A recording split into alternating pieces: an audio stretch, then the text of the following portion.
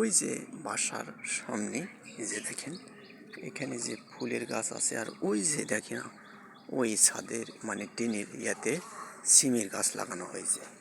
আর এখানে এই যে মরিচ গাছ দেখতে পাচ্ছেন, এখানে যেটাকে আকাশ মরিচ বলা হয়, এই মরিচটা অনেক ধরে, এই যে দেখেন অনেক ধরছে।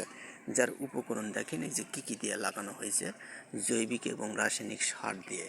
সো গাইজ, তো আপনারাও এইরকম লাগাতে পারেন। দেখেন এই যে অনেক অসংখ্য মরিচ ধরছে। তো এই যে দেখেন আমি হাত দিয়ে দেখাচ্ছি, এই যে মানে আপনার এক কথায় যে আকাশ মরিচ বলা হয়, প্রচুর পরিমাণে ফলন হয় এই মরিচটাতে লাগালে। আর এই যে নিচে দেখতে পাচ্ছেন এই যে কল্যা, এই যে ছাদে লাগানো হয়েছে দেখেন কল্যা, এই যে ছাদে।